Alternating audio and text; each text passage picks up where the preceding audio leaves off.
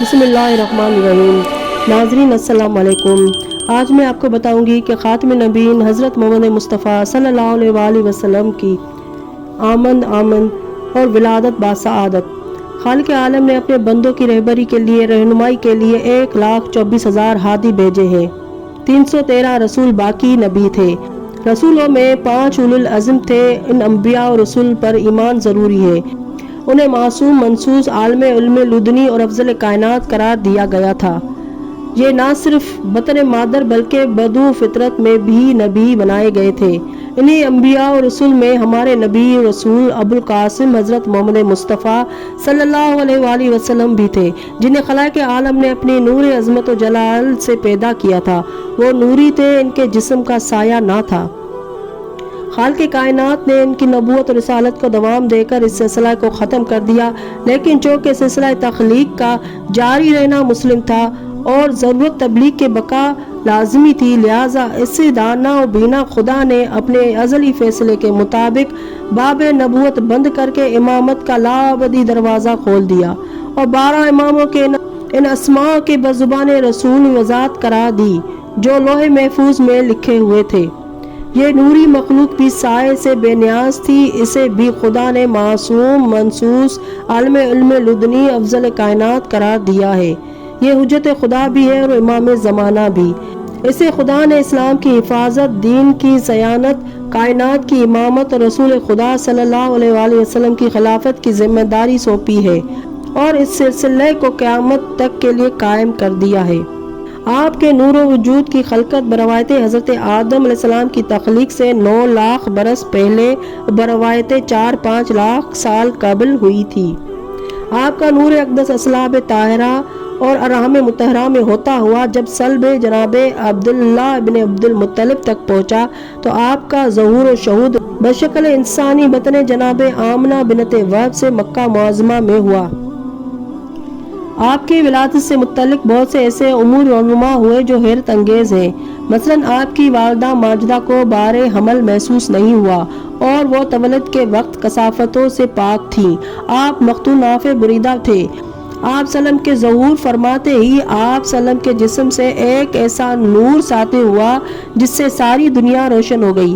آپ سلم نے پیدا ہوتے ہی دونوں ہاتھوں کو زمین پر ٹیک کر سجدہ خالق ادا کیا، پھر آسمان کی طرف سر بلند کر کے تکبیر کہی اور لا الہ الا اللہ انا رسول اللہ زبان پر جاری کیا۔ بروایت ابن واضح موتفی شیطان کو رجیم کیا گیا، اس کا آسمان پر جانا بند ہو گیا، ستارے مسلسل ٹوٹنے لگے، تمام دنیا میں ایسا زلزلہ آیا کہ تمام دنیا کے کلیسے اور دیگر غیر اللہ کی عبادت کرنے کے مقامات منہدم ہو گئے۔ جادو کائنات کے ماہر اپنی عقلیں کھو بیٹھے اور ان کے موکل محبوس ہو گئے۔ ایسے ستارے آسمان پر نکل آئے جنہیں کبھی کسی نے نہ دیکھا تھا۔ ساوا کی جھیل جس کی پرستش کی جاتی تھی وہ کاشان میں ہے، وہ خشک ہو گئی۔ وادی سما جو شام میں ہے وہ 1000 سال سے خشک پڑی تھی، اس میں پانی جاری ہو گیا۔ دجلہ میں اس قدر طغیانی ہوئی کہ اس کا پانی تمام علاقوں میں پھیل گیا۔ میل کسرا پانی سے بھر گیا اور ایسا زلزلہ آیا کہ ایوان کسرا کے 14 کنکرے زمین پر گر پڑے اور تاکہ کسرا شگافتہ ہو گیا، اور فارس کی وہ آگ جو 1000 سال سے مسلسل روشن تھی فوراً بجھ گئی۔ مورخ ذاکر حسین لکھتے ہیں کہ بروایت آپ کے پیدا ہونے سے پہلے اور بروایت آپ سلم 2 ماہ کے بھی نہ ہونے پائے تھے کہ آپ سلم کے والد ماجد عبداللہ کا انتقال بمقام مدینہ ہو گیا۔ آپ سلم کی عمر جب 6 سال کی ہوئی تو سایہ مادری سے محروم ہو گئے۔ آپ سلم کی والدہ ماجدہ جناب آمنہ بنت وہب حضرت عبداللہ کی قبر کی زیارت کے لیے مدینہ گئی تھی۔ وہاں انہوں نے 1 ماہ قیام کیا۔ جب واپس آنے لگی تو بمقام ابوا جو کہ مدینہ سے 22 میل دور مکہ کی جانب واقع ہے انتقال فرما گئی اور وہیں دفن ہوئی۔ آپ کی خادمہ ام ایمن آپ صلی اللہ علیہ وسلم کو لے کر مکہ آئیں۔ جب آپ کی عمر 8 سال کی ہوئی تو آپ کے دادا عبد المطلب کا 120 سال کی عمر میں انتقال ہو گیا۔ عبد المطلب کی وفات کے بعد آپ کے بڑے چاچا جناب ابو طالب اور آپ کی چچی جناب فاطمہ بنت اسد نے فرائض تربیت اپنے اوپر عائد کیے اور اس شان سے تربیت کی کہ دنیا نے آپ کی ہمدردی اور خلوص کا لوہا مان لیا۔ عبد المطلب کے بعد ابو طالب بھی خانہ کعبہ کے محافظ اور متولی اور سردار قریش تھے۔ حضرت علی علیہ السلام فرماتے ہیں کہ کوئی غریب اس شان کا سردار نہیں ہوا جس شان و شوکت کی سرداری میرے پدر محترم کو خدا نے دی تھی۔